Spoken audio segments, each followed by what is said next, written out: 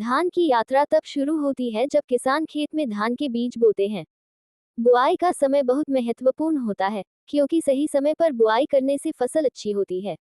भारत में धान की बुआई आमतौर पर मानसून के समय की जाती है, जब पर्याप्त बारिश होती है। किसान पहले खेत को जोतते हैं, फिर उसमें पानी भरते हैं और धान के पौधे की नर्सरी में तैयार किए गए छोटे पौधों को रोपते हैं। धान के पौधों को पानी की बहुत आवश्यकता होती है, इसलिए किसान खेत में हमेशा पानी भरे रहते हैं, जिससे पौधे अच्छे से बढ़ सकें। इसके अलावा किसान पौधों को बढ़ने के लिए उर्वरक खाद भी देते हैं। धान की अच्छी पैदावार के लिए समय समय पर खरपतवार, जंगली पौधे निकालने की भी जरूरत होती है। जब धान के पौधे पूरी तरह से पक जाते हैं और उनके दाने सुनहरे हो जाते हैं, तो कटाई का समय आता है। किसान धान की फसल को काटते हैं और उसे सुखाते हैं।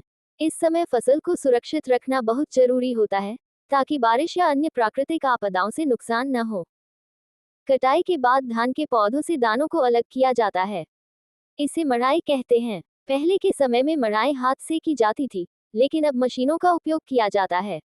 मड़ाई के बाद धान को और भी सुखाया जाता है, ताकि उसे सुरक्षित रखा जा सके। धान से चावल निकालने के लिए उसे कूटा जाता है।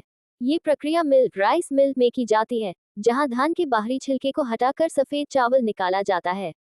इस प्रक्रिया में धान से भूसी चोकर भी निकलती है, जिसका उपयोग पशु आहार और कई अन्य कामों में किया जाता है।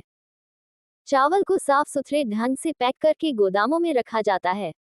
इसके बाद इसे बाजारों में भेजा जाता है, जहां से दुकानदार और अन्य व्यापारी इसे खरीदते हैं।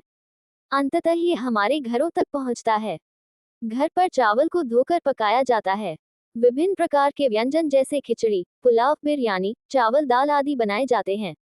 चावल भारतीय भोजन का महत्वपूर्ण हिस्सा है और इसके बिना हमारी थाली अधूरी रहती है। इस पूरी प्रक्रिया में धान खेत से होकर बाजार तक और फिर हमारे रसोई घर में पहुंचता है। ये कहानी सिर्फ चावल की नहीं है, बल्कि उन मेहनती किसानों की भी है जो हमें यह अनमोल अन्न प्रदान करते हैं।